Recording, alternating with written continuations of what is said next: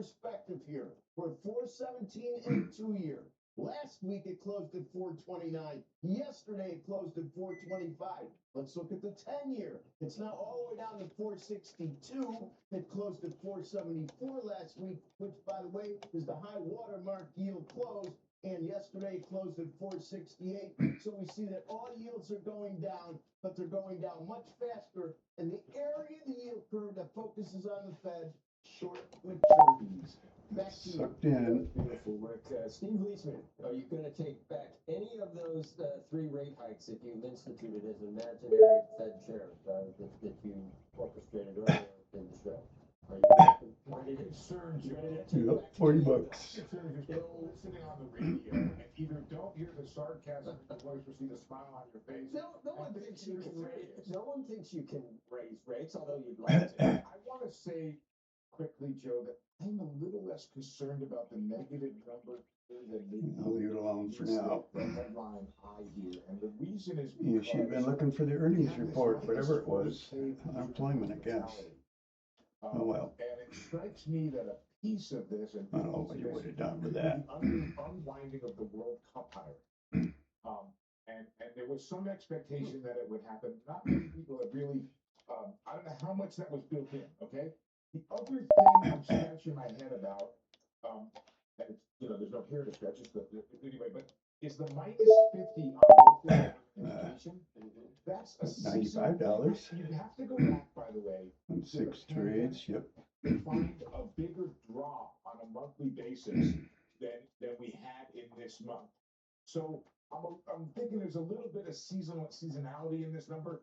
The All other right. thing I'll tell you is in the 7 o'clock hour, I said, look, the estimate for what is the rate that will keep the unemployment rate unchanged, 50 to 100. And on top of that, the normal dispersion of the 95% confidence, you can easily do 0 or negative and still have a healthy job market. I don't know what's happening. I have to dig in further. Maybe some of our guests on our panel have some ideas. What's happened with participation rate? As Rick said, we thought it was going to be a little bit higher. It ends up being, people thought it would bounce back after. It did not. Somebody or some group of people have dropped. Let's stop in here. Let's not be stupid. That's $470. I ain't taking that. I'll take 220. Yeah. All right, so 155 in the hole. At the senior end, or it could be at the younger end, in which case it's less of an issue. Have you come more in from Mike and Rick? I don't know. Steve says so many things you probably disagree with. No, I didn't. Shouldn't have clicked that one. Maybe we can just wait and maybe. I have felt we could wait. You asked me if I thought the Fed should go. There's something real easy. Everybody's talking about the 2-year, okay? The 2-year high watermark for this cycle, and it was obviously all war related, was a 4.35% high yield close.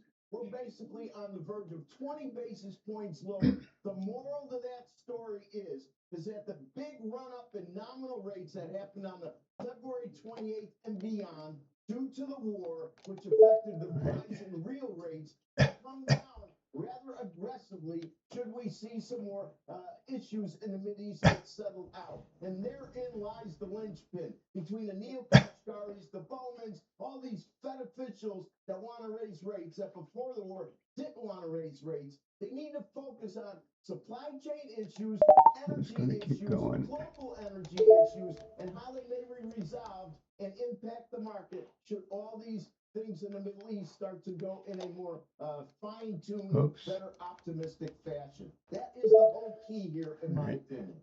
What he said. Yeah, fine. I mean, Minus 95.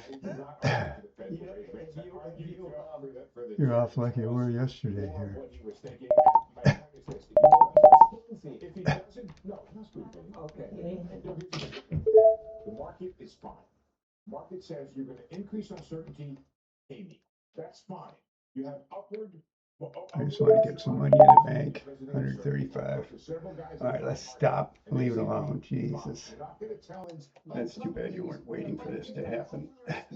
But so be it. So why increase the uncertainty of the base rate when everything else is so uncertain? And then I don't know how many I got, but I'm deep in that shit here. Criticizes the Fed for missing its target for doesn't want to raise rates. No, I don't. I've got an ounce of consistency. I'm sorry. They missed it for No. almost 5 years when they were still in an easy mode. Look at Kashkari's. All right, $775. They were not. We just hit 10,000. We got the motorcycle back. All right, let's stop playing with fire. Made quite a bit on that one.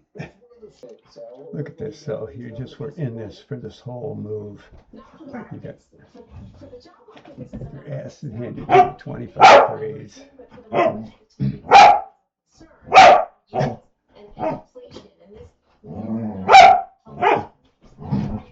Walk away from it for now. Walk away. Well, as usual, you think you've had enough, but boy, an entry here would have been fun. Of course, you would have got chopped off here. That's what you do. You should get in here and just leave it alone. But I don't want to lose that because I hit 10,340 on 25 trades. So that's $125. The 10,225. I'm pretty certain you can make money on that, but I'm going to call it a day. Oh, look at that. But you should have been here for that. This whole patience and hanging in there and waiting thing is still a huge challenge to me. Anyway, I'm done. 775.